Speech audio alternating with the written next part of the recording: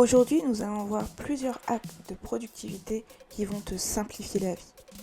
Non, c'est pas vrai! Mais c'est super ça! Pourquoi tu me l'as pas dit plus tôt? Ah bah je suis ravie!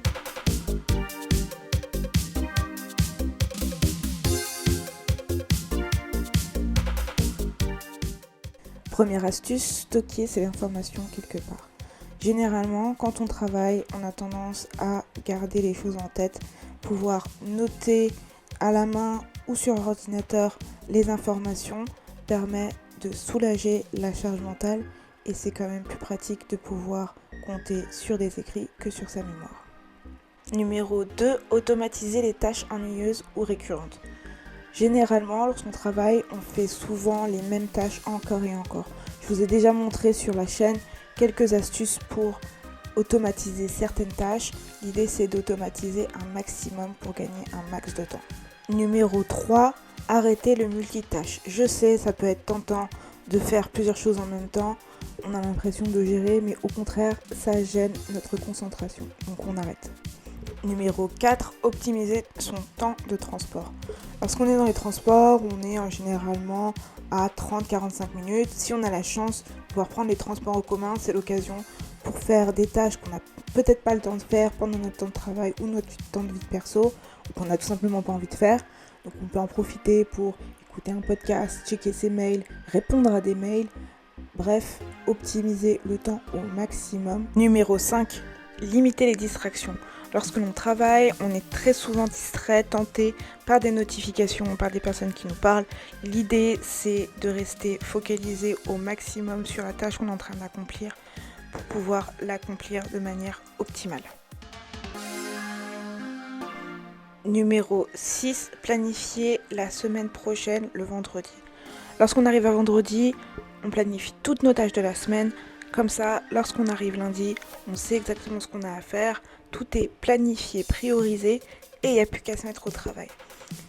Une des choses aussi que l'on peut faire, c'est se définir un objectif par jour. Quoi qu'il arrive, il faut que vous accomplissiez cet objectif et votre journée sera productive. Sinon, pas commencer à Rutshuru, ni à Manono, ni à Massissi, ça va commencer ici. Et ça va péter! Péter! Numéro 8, apprendre à dire non. Non. Lorsque l'on travaille, on peut très vite se retrouver submergé par d'autres tâches qui viennent s'ajouter aux tâches que l'on a déjà planifiées. Et ça peut vite devenir décourageant, voire arriver à la surcharge mentale. Ce qu'il faut, c'est apprendre à dire non. Si vous n'avez pas la capacité de prendre en charge certains dossiers, certaines tâches, tout simplement dire que pour l'instant, c'est compliqué au vu de votre planning et de vos objectifs, mais dès que quelque chose va se libérer, vous prendrez les tâches avec plaisir. C'est pas facile, mais c'est important. Parce qu'au bout d'un moment, quand on vous demande de faire X, Y, Z et d'être multitâche, ben là... Ça fait beaucoup là, non? Numéro 9, utiliser des templates. Sur cette chaîne, je vous ai déjà montré plein de templates à utiliser pour vous simplifier la vie. Vous pourrez trouver tout à fait votre plaisir là-dessus. Mais généralement, si vous avez des tâches métiers spécifiques, des projets spécifiques avec un modèle donné ou tout simplement des réunions, etc., n'hésitez pas à utiliser des templates. Ça va vous faire gagner un temps monstre.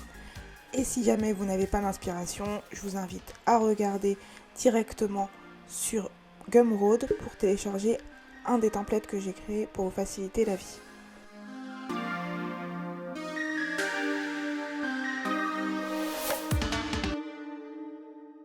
Numéro 10, prendre du temps pour soi. Lorsque l'on travaille, c'est important de trouver un équilibre, donc n'hésitez pas à faire du sport, prendre soin de vous, prenez le temps de déguster une bonne tasse de thé ou d'infusion ou de café. Regardez une série, bref, prendre soin de vous est super important. Ça va vous aider à mieux vous focaliser, à vous sentir mieux dans votre peau lorsque vous travaillerez. Et si je vous disais que pour être plus efficace, il faudrait procrastiner, qu'est-ce que vous me dites ?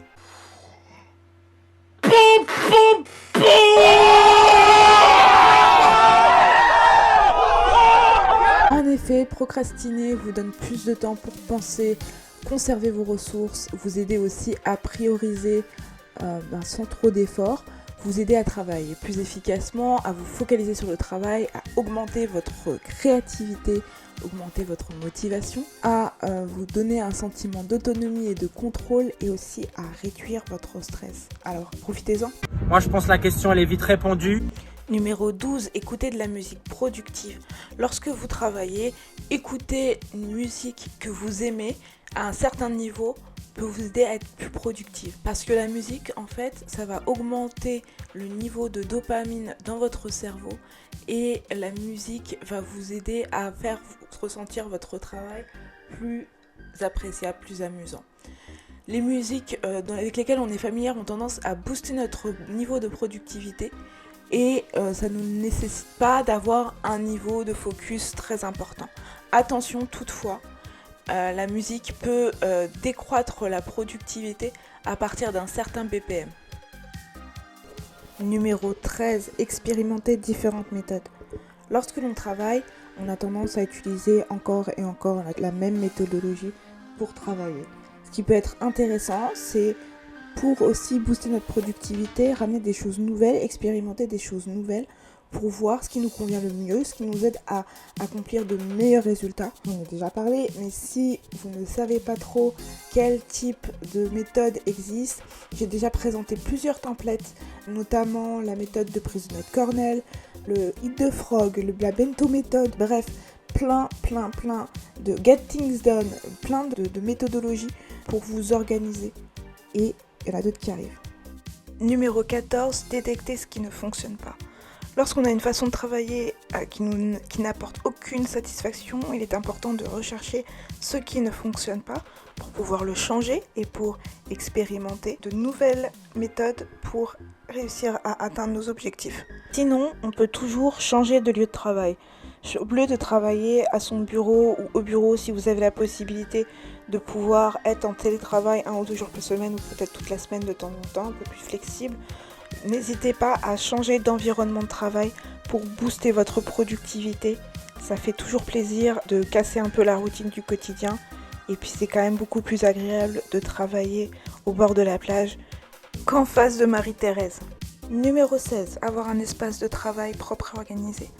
Avoir un espace propre et organisé permet de réduire les distractions en ayant notamment visuellement un espace qui est clair. Ça aide à réduire le stress, à augmenter la concentration. Ça permet aussi d'augmenter l'efficacité. Quand un espace de travail est organisé et que tout est à sa place, on n'a pas à chercher pendant 6 heures où est-ce que j'ai mis ma gomme, mon blanc ou que sais-je. Ça permet aussi d'améliorer la clarté mentale. En effet, lorsque l'on est dans un environnement qui est encombré, ça peut causer aussi un encombrement mental. D'où nos parents qui nous disaient « range ta chambre et fais ton lit, etc. » Parce que ça améliore la clarté mentale et surtout ça augmente la créativité. Numéro 17, diviser les tâches en sous-tâches. Quand on a une tâche qui peut être parfois un peu rébarbative, la diviser en sous-tâches permet d'obtenir plus facilement la réalisation de la petite tâche. Donc n'hésitez pas à diviser un maximum, faites comme Beyoncé. Numéro 18, prioriser avec la matrice d'Eisenhower. La matrice d'Eisenhower est une matrice qui est composée de 4 cadrans sur les critères suivants: important, pas important, urgent, pas urgent. Et à partir de cette base-là, on va aller assigner les tâches en fonction de leur niveau d'importance et d'urgence. Et ensuite, décider si il faut le faire tout de suite, si on peut le planifier, si il faut le déléguer ou si on peut supprimer cette tâche. J'avais déjà parlé de cette matrice lors d'autres vidéos. On peut éventuellement l'ajouter dans un template Notion. N'hésitez pas à me dire ce que vous en pensez. Dans tous les cas, si jamais vous avez trop de tâches dans un projet et que vous ne savez pas trop comment le prioriser, n'hésitez pas à utiliser cette matrice qui fonctionne du tonnerre et qui est super simple à mettre en place. Numéro 19, assigner un niveau d'importance aux tâches. Lorsque vous avez des tâches, vous pouvez leur apporter un niveau de priorité. Ça peut être des P1, P2 ou alors du high, medium, low, critical. Peu importe, l'important c'est de donner une priorisation, un ordre d'importance à vos tâches et ainsi pouvoir vous focaliser sur ce qui est le plus important et revenir à ce qui est le moins important plus tard. Dans tous les templates quasiment où il y a de l'organisation de tâches, de projets, vous avez différents niveaux d'importance qui sont configurés dans les templates. Donc vous devez être déjà un peu familier avec ça.